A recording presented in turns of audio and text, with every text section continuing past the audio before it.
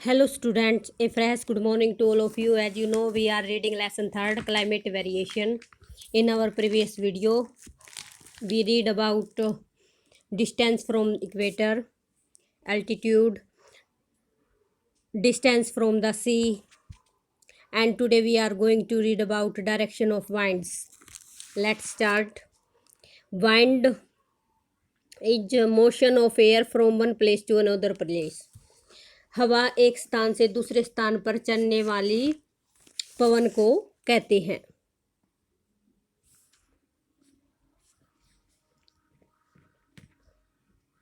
या हवा का एक स्थान से दूसरे स्थान पर चलना पवन कहलाता है। The direction of winds also affects the climate of a place.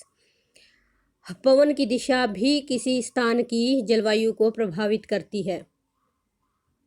If the wind blow from A cold place it will be cold, if it blow from A hot place it will be hot.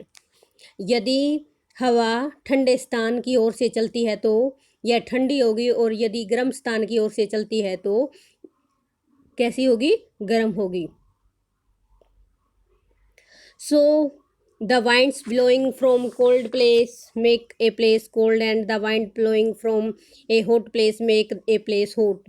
इसलिए ठंडे स्थान से आने वाली पवनें किसी स्थान की जलवायु को ठंडा बनाती हैं, और गर्म स्थान से आने वाली पवनें किसी स्थान की जलवायु को गर्म बनाती हैं।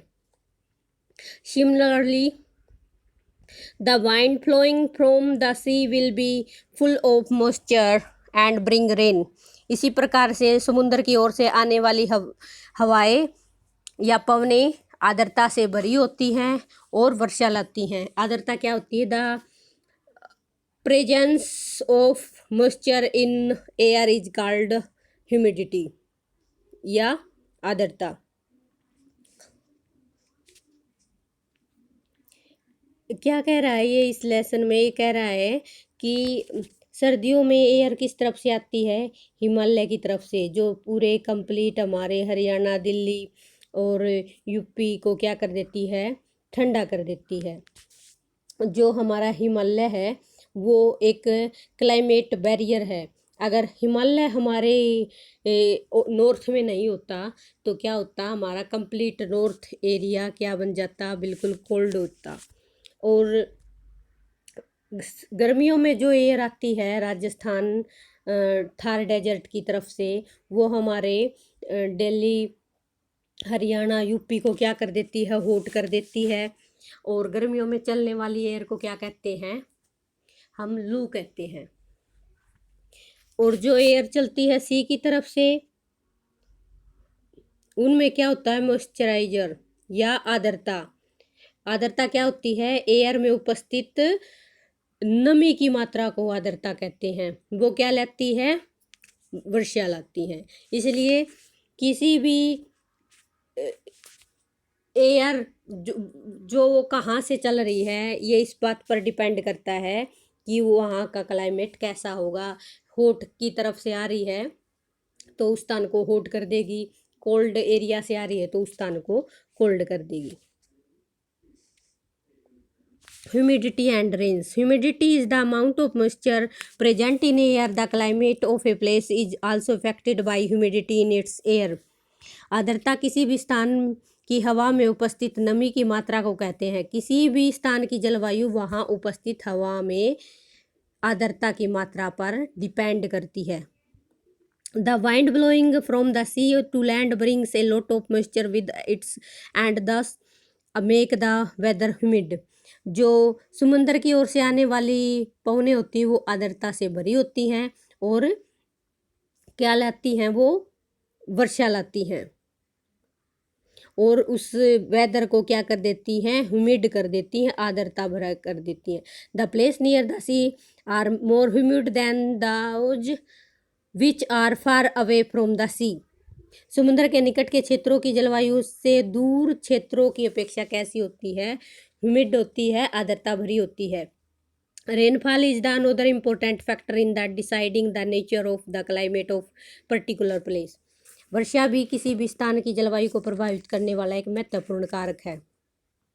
The hot air evaporate water and forms water vapour. जो गर्म हवा है वह जल को वाष्पित कर देती है और जल वाष्प बनाती है। The water when the winds became cooler, the water vapors turn into cold, fall to the ground as rains। जैसे जैसे हवा ठंडी होती है जल वाष्प बादलों में चेंज हो जाते हैं और भूमि पर वर्षा के रूप में गिरते हैं।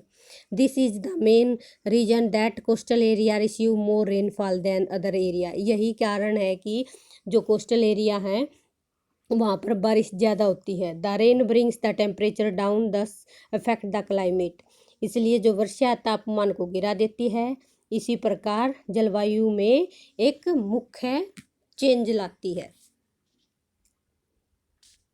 वर्ल्ड में सबसे ज़्यादा बारिश कहाँ होती है? मानसीनराम, जो इंडिया में सिचुएटेड है, मेघालय में। वहाँ गारो और खासी की पहाड़ियाँ हैं जो इस शेप में है। जो एयर उसके अंदर घुस जाती है गारो और खासी की पहाड़ियों में, वो वहाँ पर बारिश करके ही निकलती। इससे पहले इंडिया में सबसे ज़्यादा बारिश चेरापूंजी में होती थी। Ocean currents, there are many hot and cold currents in the sea and the ocean. सागरों और महासागरों में क्या होता है, अनेक प्रकार की ठंडी और गर्म जलधाराएं होती हैं। They generally effect the climate in the coastal area. वो क्या करती हैं, पास वाले तटीय इलाकों की जलवायु को प्रभावित करती हैं। When the western Europe is experiencing icy temperature, warm weather of Gulf Stream bring relief to the people।